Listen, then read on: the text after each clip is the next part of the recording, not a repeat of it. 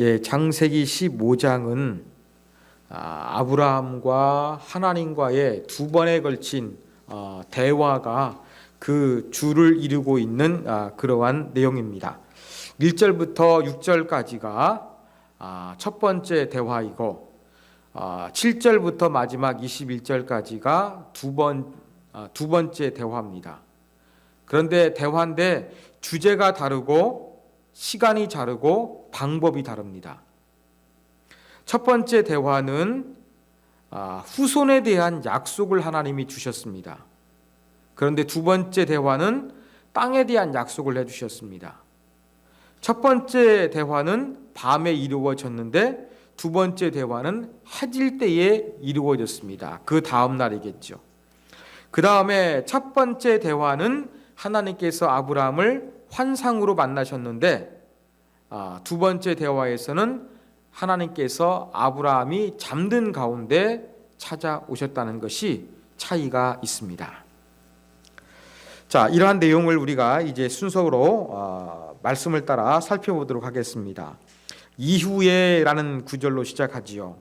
그러면 앞장과 연결되었다는 것입니다. 창세기 14장 지난 시간에 살펴봤는데 아브라함이 롯을 구출해 오는 그 사건을 이제 가리키는 것입니다. 그 이후에 하나님의 말씀이 아브라함에게 임했습니다. 환상 중에 임했죠. 환상을 봤던 선지자처럼, 또 성경에 보면 아브라함을 선지자로 부르기도 합니다. 그렇게 하나님께서 아브라함을 만나 주십니다. 무엇이라고 말씀하십니까? 아브라함아, 두려워하지 말라. 왜 두려워하지 말라 그럴까요? 갑자기 하나님께서 아브라함에게 나타나셨기 때문에 놀라지 말라. 그 상황을 가지고 말씀하신 그러한 의미가 있습니다. 또 한 가지 이유는 바로 무엇이냐면 14장과 연결되어 있습니다. 이후에라는 것이 있던 것처럼 14장은 아브라함이 조카 롯을 구원하기 위해서 요단 동편에 있는 연합군을 쫓아가서 무찌르고 아브라함이 롯을 구출해 왔습니다. 그런데 아브라함이 불안한 거예요. 왜 불안하느냐? 자기가 지금 이 고대 근동에서 조공을 받고 있는 나라들을 전부 다 점령했던 그 힘 있는 나라를 이기고 아브라함이 롯을 데려왔거든요. 그러면 아브라함에게 패배했던 그 요단 동편에 있던 연합군들이 다시 세력을 모아서 자기를 치러 오면 어떻게 될 것인가? 여기에 대한 아브라함이 두려움이 있었던 것으로 보입니다. 또 한 가지는 어떤 두려움이 있었냐면 그의 내면적인 거였어요. 심적인 거였어요. 지금 하나님께서 아브라함을 부르셨거든요. 그런데 하란을 떠났는데 10년 이상이 지났는데 아브라함에게 하나님의 약속이 뭔가 가시적으로 이루어지는 것은 하나도 없었습니다. 자손도 없었고 10년 이상 자기의 부인 사레는 늙어갔고 땅도 얻지도 못한 그러한 상황이었습니다. 아마 이렇게 뭔가 10년이면 강산이 변한다고 하는데 그 10년 이상의 세월 동안 아무런 변화가 없고 특별히 그 롯을 구출한 이후에 전쟁에 대한 위험성을 가지고 아브라함이 더욱더 그 두려움을 느끼고 있었던 것으로 보입니다. 그래서 그런지 하나님께서 이 두려워하는 아브라함에게 하나님을 어떻게 소개하고 있습니까? 하나님 스스로가 어떻게 아브라함에게 말씀하십니까? 나는 네 방패요, 너의 지극히 큰 상급이라 말씀하십니다. 하나님께서 아브라함의 방패가 되어주신대요. 하나님이 우리의 방패라신 표현은요, 성경에 89번 사용되었습니다. 그런데 88편은 인간이 하나님을 향하여 하나님은 나의 방패이십니다, 이렇게 표현되어 있습니다. 그런데 딱 한 번, 오늘 본문에서만 하나님께서 인간에게 방패가 되어주신다고 말씀하시는 유일한 근거가 되는 것입니다. 방패는 언제 사용합니까? 전쟁에서 사용하는 것입니다. 그 다음 말씀하시는 거 보면 큰 상급이라 그랬어요. 이 상급이란 표현도 어떤 노동했던 사람이 노동의 대가로 받아야 될 그 품삯을 의미하는 그러한 단어이지만 또 어떤 의미를 가지고 있냐면 전쟁에서 돌아온 병사에게 내리는 보상을 의미하기도 합니다.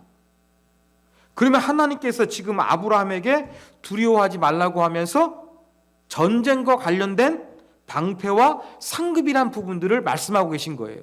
그러면 14장과 내용져서 아브라함이 두려워하는 부분들, 염려하는 부분과 연결되어 있음을 우리가 알 수가 있는 거예요. 지금 그 아브라함이 무찌른 요단 동편의 연합군들 다시 올지 모르는데 하나님이 방패가 되어 주시겠다. 그 다음에 큰 상급이라 그랬어요. 14장에서 아브라함이 어떤 행동을 했습니까? 그 소돔왕이 인질은 다 나한테 넘기고 전쟁에서 네가 다시 되찾아온 그러한 전리품들은 다 가져라. 그렇게 말을 했거든요. 그런데 아브라함이 당신 때문에 내가 부자 됐다는 이야기를 듣기가 싫다. 나는 하나님을 믿고 하나님의 도움으로 살 것이기 때문에 당신 때문에 부자 되었다는 말을 듣고 싶지 않다라고 하면서 전리품을 전부 다 소돔 왕에게 돌려줘 버렸거든요. 전쟁에서 전리품, 자기의 몫이 없는 거예요. 그런데 이러한 아브라함에게 하나님께서 너의 지극히 큰 상급이라, 내가 너의 보상품이라고 하나님께서 말씀하시는 거예요. 그러면서 하나님께서 아브라함을 위로하시며 찾아오셨습니다. 아브라함이 반응합니다. 주 여호와여, 무엇을 내게 주시려 하나이까? 나는 자식이 없사오니 나의 상속자는 이 다메섹 사람 엘리에셀이니이다. 여러분, 아브라함이 하나님께 처음으로 입을 열려서 이야기하는 대화가 성경의 첫 번째로 기록되어 있습니다. 근데 성경에 기록된 아브라함이 하나님을 향한 첫 마디가 뭐예요? 불평이에요. 내게 뭘 주시겠습니까? 약속했는데 뭔가 이루어지는 게 없습니다. 지금 후손을 주신다고 했는데 지금까지 없군요. 하나님, 내가 지금 하나님의 뜻이 이루어지지 않으니까 내가 생각해 놓은 대안이 있습니다. 그건 바로 이 다메섹 사람 엘리에셀이 나의 상속자가 될 것입니다. 이러한 아브라함이 자기의 계획을 이야기합니다. 여러분, 이 말 속에서 아브라함의 내면을 알 수가 있습니다. 아브라함은 뭘 고민한 거예요? 하나님의 약속을 받았지만 하나님이 내게 주신 후손이 누굴까? 고민했던 거예요. 근데 사례가 점점 늙어가서 임신이 불가능하거든요. 그러니까 아브라함은 그 당시의 문화, 종들 중에서 한 사람을 자기의 아들로 입양을 하는 거예요. 그래서 그에게 모든 재산에 대한 상속권을 물려주는 그러한 제도가 있는데 자식이 안 생기니까 아브라함이 지쳐가지고 뭘 생각했느냐? 그래, 내 상속자는 이 다메섹 사람 엘리에셀이다.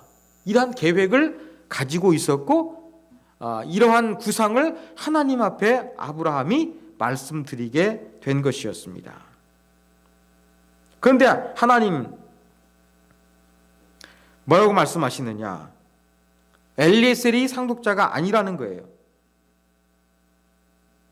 바로 아브라함의 몸을 통해서 태어날 것을 말씀하여 주셨습니다. 그러면서 조금 더 하나님께서 시청각 자료를 사용하시죠. 아브라함을 끌고 밖으로 나가십니다. 환상 중에 나가셨는지 진짜 나가셨는지는 모르겠어요. 그러면서 하시는 말씀이 하늘에 있는 수많은 별들, 지금은 별이 잘 안 보입니다만 우리 어린 시절 보면은 눈을 들어 하늘을 보면은 별이 빛나는 밤이었습니다. 지금 아브라함이 너무나 멋진 별이 빛나는 밤을 경험합니다. 이 하늘에 별이 가득한데 하늘에 별이 너무 많아서 셀 수 없는 것처럼 네 후손도 셀 수 없만큼 많아질 것이다. 하나님께서 이렇게 말씀하시는 거예요. 야, 이 별이 많은, 이 별이 빛나는 밤에 그 별처럼 너의 후손이 많을 것이라고 하면 아브라함이 얼마나 위로가 되었겠습니까? 잊지 못할 별이 빛나는 밤을 아브라함이 경험했던 것입니다. 그러면서 6절 아브라함이 여호와를 믿었습니다. 여기서 믿었다 그랬는데 우리가 믿을 때 믿는다는 의미에서 아멘 하죠. 어근이 똑같습니다. 어근이 똑같아요. 아브라함은 하나님의 말씀을 믿었고 또 하나님은 아브라함이 믿자 그를 그의 의로 여기셨다. 그렇게 이야기합니다. 여기에서 아브라함의 믿음을 하나님께서 인정하시는 그러한 언급이 이제 등장하고 있습니다. 왜 이러한 이야기가 나타난 것일까요? 여기에서 사용된 의롭다는 단어는 기본적인 의미가 기준에 맞다, 도달하다 그런 의미를 가지고 있는 거예요. 아브라함의 믿음을 의로 여겼다는 것은 아브라함의 믿음이 하나님의 기준에 도달하고 부합했다는 걸 이야기합니다. 지금 그 두려워하는 아브라함이 하나님이 부여주신 별과 말씀을 믿고서 믿음대로 행동하니까 하나님께서 상급을 받을 자격이 있다. 그렇게 인정해 주신 거예요. 이것뿐만 아니라 제가 말씀드린 대로 지금 아브라함이 하나님의 약속을 믿고 하란을 떠난 지 10년이 넘었습니다. 이렇게 약속이 성취되지 않는 오랜 세월 동안 아브라함이 하나님을 신뢰한 것에 대한 인정의 의미에서 하나님께서 아브라함을 의로 여겨주시는, 그러니까 아브라함이 하나님의 기대에 부합했다, 기준에 통과되었다라는 그러한 의미로서 하나님께서 의로 여겨주신 그러한 내용이 이제 7절까지 기록되어져 있습니다. 그 다음에 8절부터가 이제 또 다른 대화가 시작됩니다.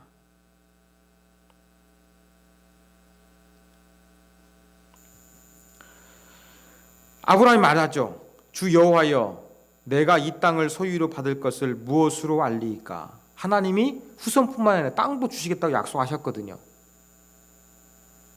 그런데 이제 아브라함이 지금 하나님 앞에 그 후손에 대한 응답은 받았어요. 그런데 하나님의 약속 중에 또 하나 중요한 것은 땅이거든요. 근데 땅에 대한 그러한 언급이 없으니까 아브라함이 이것을 하나님께 묻고 있는 겁니다. 어떤 사람은 이 부분 해석하면서 아브라함이 믿음이 없어서 불평하는 것이라고 하는데 그게 아니라 자손이 없자 하나님께서 별을 보여주시면서 아브라함의 그 힘든 마음을 위로해 주셨던 것처럼 땅에 대해서도 하나님 후손에 대해서 증거를 보여주셨던 것처럼 땅에 대한 약속도 뭔가 증거를 보여주십시오. 이러한 의미로서 아브라함이 하나님께 말씀을 드리고 있는 것입니다. 그러자 하나님은 곧바로 응답하시는 것이 아니라 뭔가를 준비할 걸 지시하셨습니다. 자, 나를 위하여 3년 된 암소, 3년 된 암염소, 3년 된 숫양, 산비둘기, 집비둘기 새끼를 가져오라. 그렇게 말씀하십니다. 이게 뭘까요? 암소, 염소, 숫양, 비둘기 전부 다 이스라엘에서 제사 때 사용된 동물입니다. 그래서 이 부분 해석할 때 어떤 사람들은 아브라함이 하나님께 제사 드리는 것으로 해석을 하는데 여러분 여기서는 제사 드린 것이 아닙니다. 바로 무엇이냐면 언약을 체결하는 그런 과정 가운데서 동물이 필요했기 때문에 그렇습니다. 아브라함이 그 별들을 통해서 뭔가 위로받을 수 있는 시청각 자료를 하나님께서 사용하셨던 것처럼 이 고대 근동에서 아브라함 당시 사람들이 약속할 때에는 어떻게 했느냐? 동물을 가져다가 잘라 놓았습니다. 우리 어린 시절 약속할 때 어떻게 했습니까?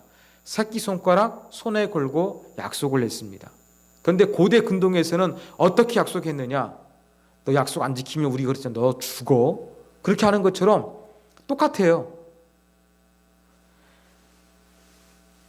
짐승을 잡아놓는 겁니다. 하나님께서 3년 된 것은 뭐냐면은 충분히 성장한 것, 그러한 것들을 준비하라고 말씀하신 것이고, 이제 그 양이나 염소나 암소 같은 것들은 갈랐어요. 근데 비둘기가 너무 작으니까 안 잘랐어요. 딱 반절을 갈라놨습니다. 어떤 의미일까요? 약속할 때 약속을 지키지 않으면 지금 이 앞에 짐승이 싹 갈라져서 죽어 있는 것처럼 너도 그렇게 죽게 될 것이고 너의 몸뚱아리가 갈라지게 될 것이야. 이러한 어떠한 굳은 맹세를 보증하는 의미에서 짐승을 갈라놓고 약속을 맺었던 고대의 계약 때문에 이러한 짐승들이 필요하고 하나님께서 이런 것들을 준비하라고 말씀하신 것이지 아브라함에게 제사를 받기 위한 것은 아니다는 것을 우리가 기억하셨으면 좋겠습니다. 그래서 아브라함이 이렇게 반절 잘라가지고 염소, 양 이런 것들은 좀 잘라놨습니다. 그리고 비둘기는 그냥 자르지 않은 상태에서 놔뒀습니다.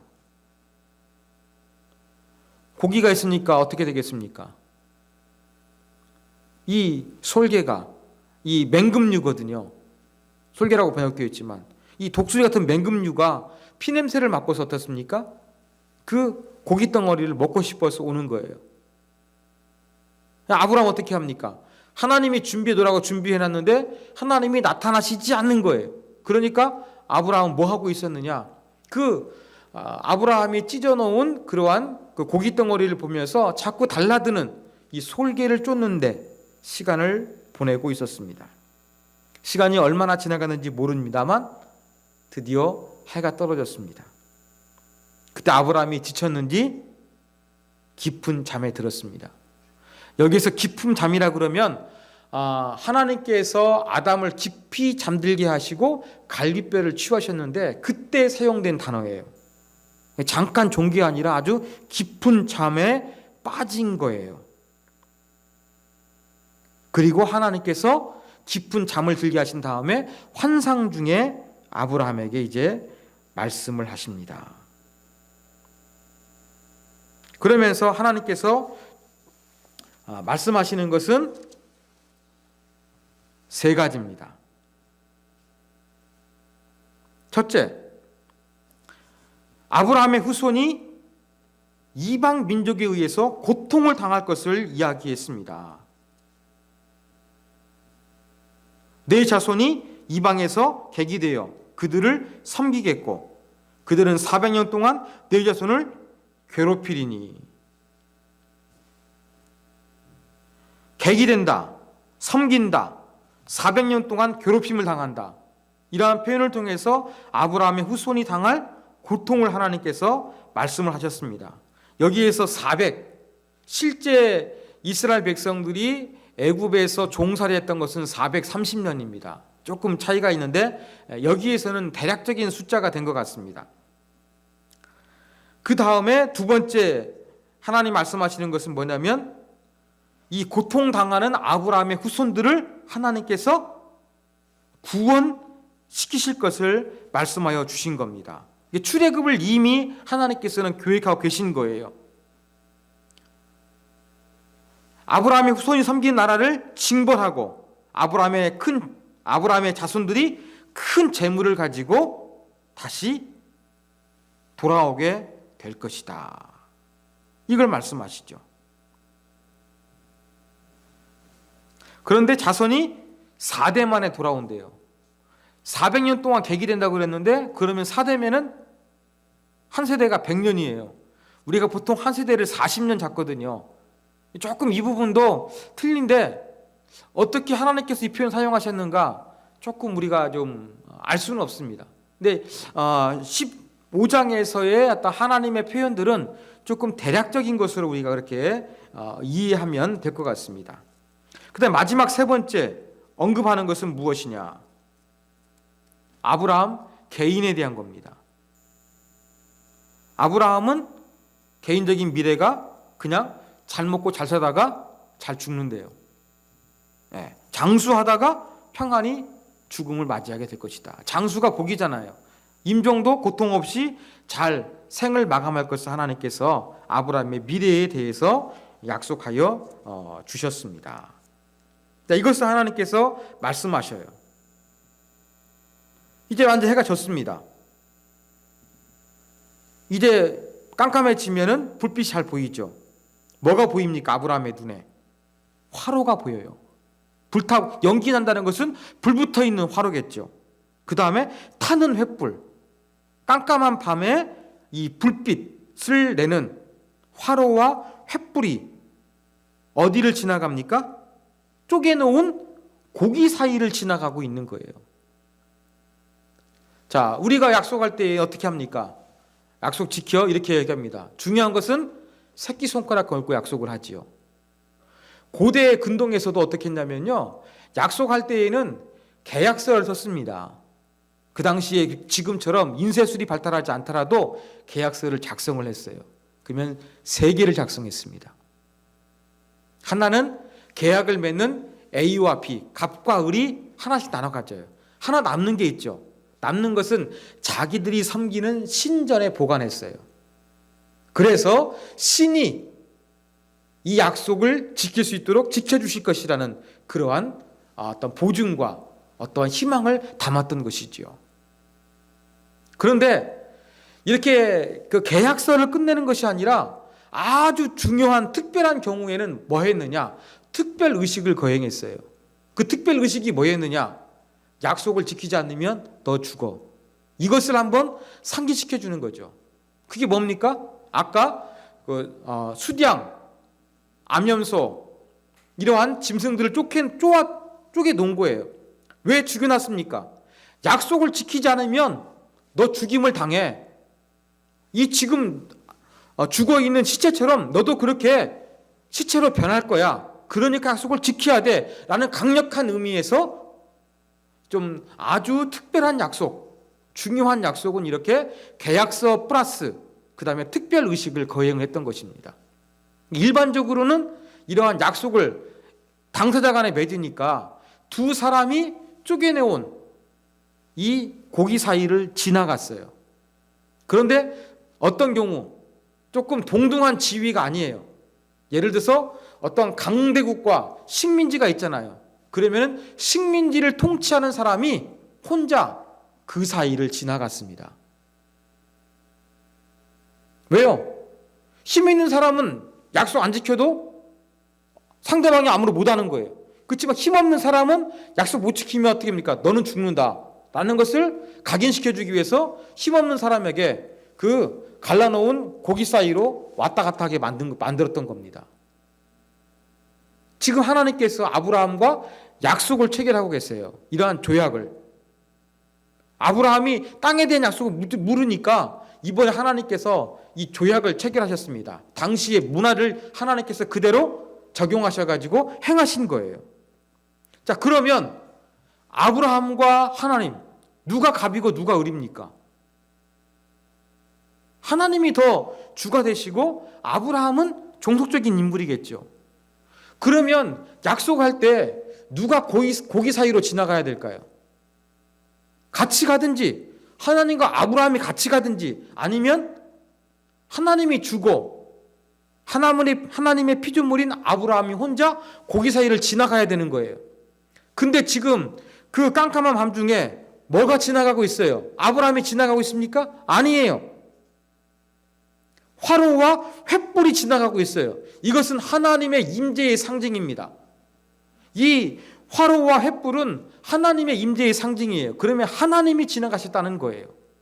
아니, 일반적으로 약속할 때에는 두 사람이 같이 가든지 아니면 힘없는 사람이 지나가는데 전능하신 하나님께서 오히려 약속을 맺자고 하셨고 하나님께서 그 고기 사이를 지나가는 거예요. 어떤 의미가 있는 거예요? 아브라함아, 네가 땅을 달라고? 그래, 내가 고기 사이를 지나가겠다. 내가 확실하게 너에게 땅을 주겠다.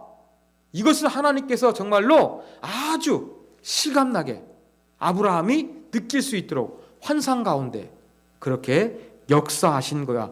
잠중이죠. 예, 잠중에 그렇게 역사하신 거였습니다.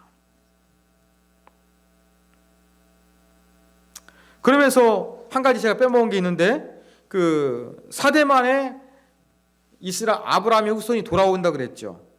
근데 그 이유가 무엇입니까? 한 400년이 지나서 다시 하나님께서 약속하신 그 가나안 땅에 아브라함의 후손이 돌아올 거 약속하셨어요. 그 이유가 무엇입니까?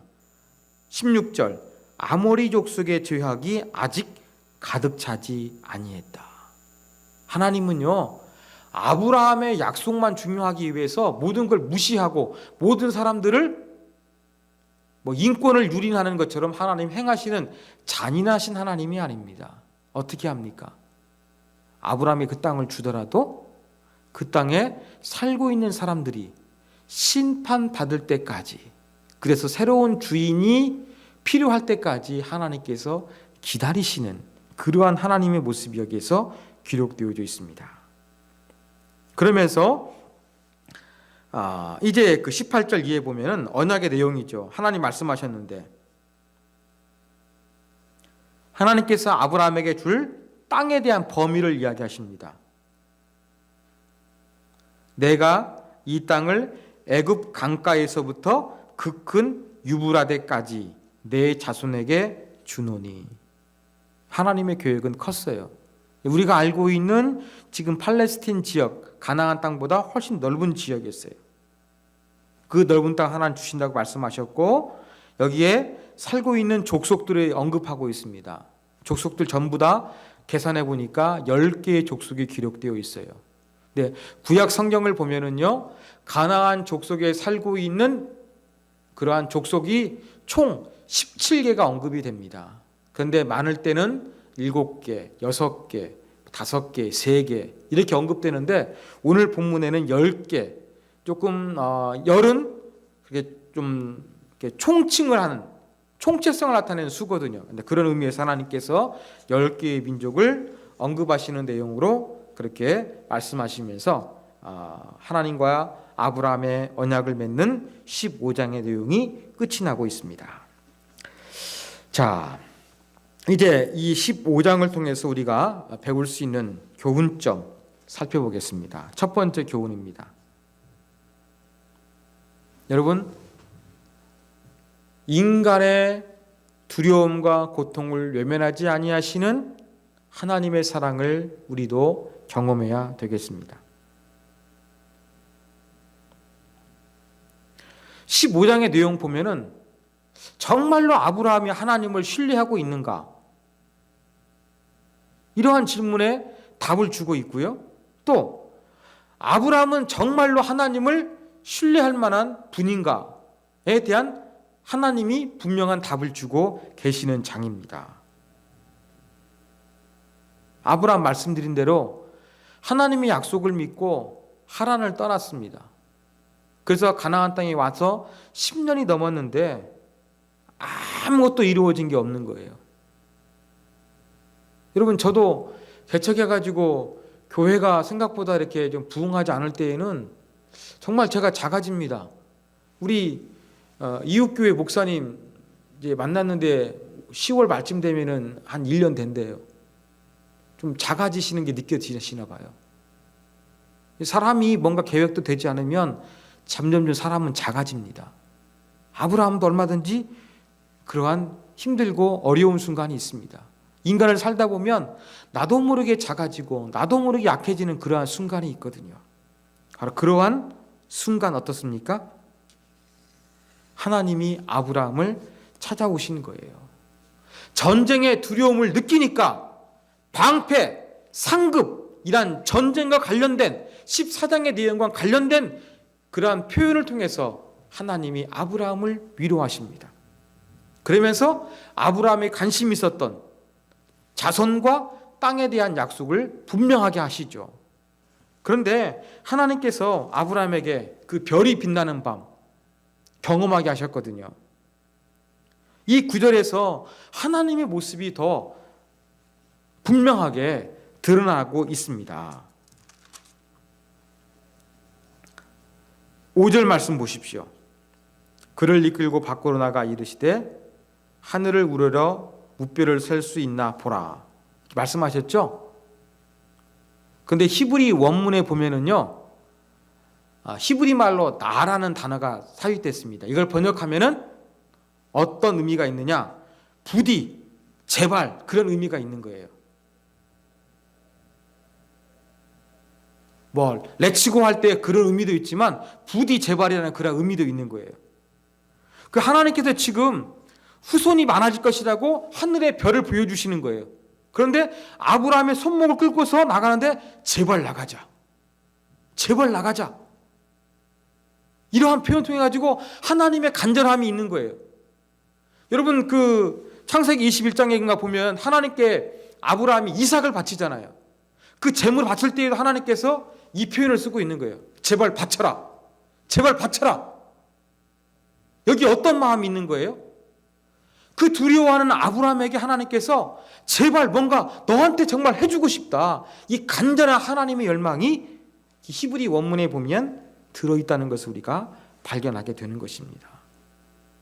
여러분, 하나님 어떤 분이시냐? 이렇게 두려워하는 인간에게 꼭 아름다운 모습으로, 위로가 될 만한 모습으로, 시기적절한 모습으로 하나님은 찾아와 주시는 거예요. 전쟁의 두려움을 느끼니까 방패가 되어준다 그러고, 소돔 왕에게 그 전리품을 양보하니까 그 전쟁의 상급 대신에 하나님이 상급이 되어주다 그랬고 말씀해 주신 것입니다. 그리고 그 두려워하는 아브라함을 손목을 잡아 끌어가지고 제발 나가서 하늘의 별이 얼마나 많은지 보고 네 후손도 이렇게 많아지게 될 것이다. 하나님께서 멋진 별이 빛나는 밤을 경험케 하셨습니다. 이게 바로 하나님입니다. 그리고 우리는 이러한 하나님을 저와 여러분도 경험해야 되겠습니다. 하나님은 우리를 사랑하셔가지고 우리의 상황에 맞게 말씀하시고 만나 주실 것입니다. 그 상황에 맞게 나를 만나 주시고 위로해 주시고 새 힘을 주시는 그 하나님, 바로 우리가 경험해야 될 전능하신 아버지 되시는 하나님임을 우리가 분명히 기억해야 되겠습니다.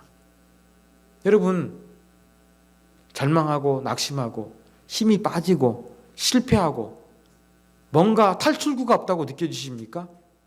이때에 우리는 오늘 본문의 하나님을 기억했으면 좋겠습니다. 하나님께서 아브라함을 어떻게 위로하셨는지 제가 질투할 정도입니다. 방패가 되어준다 그랬고요, 상급이 되어준다 그랬고요, 제발 밖으로 나가자고 하면서 하나님 시창각을 보여주셨는데, 멋진 별이 빛나는 밤을 보여주셨는데, 나에게도 그러한 하나님의 은혜를 제발 경험하게 해주세요. 나에게도 그러한 하나님으로 나타나 주세요. 이러한 간절함으로 우리가 하나님을 찾고 찾는 그러한 하나님의 자녀가 되어져야 되겠습니다. 네, 15장에서는요, 이 하나님에 대한 기억이 제일 큽니다. 왜요?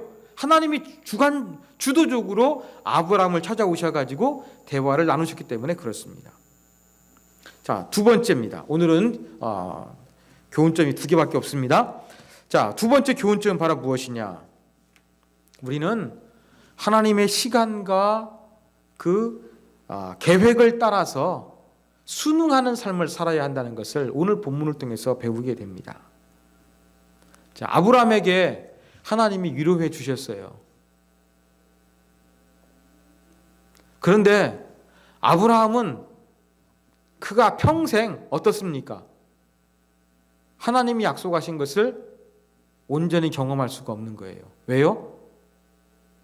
몇백 년이 지나서 이루어질 것까지 하나님께서 말씀하여 주셨기 때문에 그렇습니다. 자손을 많이 주신다고 그랬는데 하나님께서 어떤 약속 주셨습니까? 아브라함의 후손이 많아지지만 어떤 나라에 가서 종살이를 한대요. 그것도 400년 동안.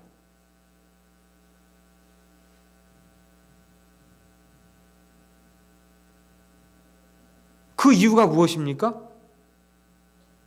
아브라함을 안 사랑해서 그럴까요? 아브라함을 연단하기 위해서 그럴까요? 아니에요. 가나안 땅을 아브라함에게 줄 거예요. 그렇지만 가나안 땅에 살고 있는 사람을 하나님께서 그냥 내보낼 수가 없는 거예요. 아브라함을 사랑한다 그래가지고 가나안 땅에 살고 있는 여러 민족들 전부 다 하나님께서 하루아침에 청소하시듯이 그냥 죽여버릴 수가 없는 거예요. 하나님은 잔인한 하나님이 아니시거든요. 이러한 하나님 모습 보면서 우리는 하나님의 시각과 계획을 우리가 조금 넓게 보고 이해하는 안목이 필요합니다.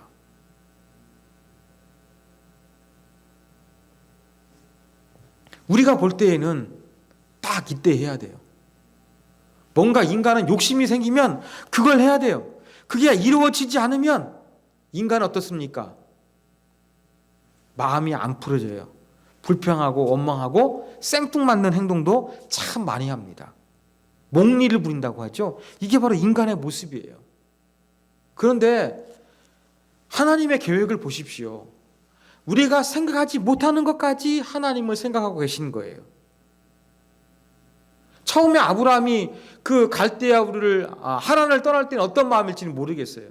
그렇지만 아브라함을 통해서 큰 민족을 이루는 것은 당장 이루어지는 것이 아니라 하나님께서 시간을 두시고 천천히 진행하셨습니다. 그리고 그 땅을 주시기 위해서도 그 가나안 땅에 있는 사람들의 죄악이 가득 찰 때까지 하나님은 기다리셨어요. 이게 하나님의 섭리예요. 이게 바로 하나님의 시간의 흐름이에요. 우리의 생각하고 너무나 달라요. 저 같으면 이런 생각이 한번 드는 거예요. 하나님, 나한테 큰 약속해 줄 것은 내가 지금 당장 이루어질 것도 없는데 뭘 그렇게 살라고 하십니까? 그런 불평하기도 쉬운 상황이었어요. 그렇지만 하나님은 자꾸 그렇게 하나님을 신뢰하고 믿고 살아가는 사람으로 훈련시켜 나가시는 거예요. 그 하나님의 구속 계획이 이루어지는 범죄한 인류를 대신하는 그러한 믿음의 그 민족이 형성되기까지 하나님은 길게 잡으시고 자꾸 훈련해 나가시는 그러한 하나님의 계획을 여기에서 우리가 볼 수가 있습니다. 하나님의 계획은 순간이 아니에요. 나만이 아니에요. 하나님은 알파와 오메가가 되시기 때문에 인류 전체 계획을 보시고요. 지금 순간이 아니라 항상 모든 것을 보시고요. 나만이 아니라 하나님이 모든 걸 창조하셨으니까 전 피조세계를 하나님께서는 보고 계시는 거예요. 그러한 시각에서 하나님은 일하시고 하나님의 계획을 실행하시고 하나님의 시간표는 흘러가고 있습니다. 그래서 우리 가운데 뭐가 필요합니까? 정말 우리의 상상과 생각을 초월해서 뭔가 일하시는 오묘한 하나님의 섭리가 있기 때문에 자꾸 급한 마음에 이기적인 마음에 어떤 당장 이루어져야 된다고 하나님께 불평하고 때를 쓰고 그것이 안 되면 원망하기보다는 우리 가운데는 어떤 마음을 가져야 되느냐? 그냥 하나님께 모든 것들을 맡겨드릴 수 있는 그러한 믿음을 가져야 합니다. 이게 바로 하나님의 시간표, 하나님의 뜻과 계획을 따라 사는 것임을 바로 오늘 본문이 보여주고 있다는 것을 기억하셨으면 좋겠습니다.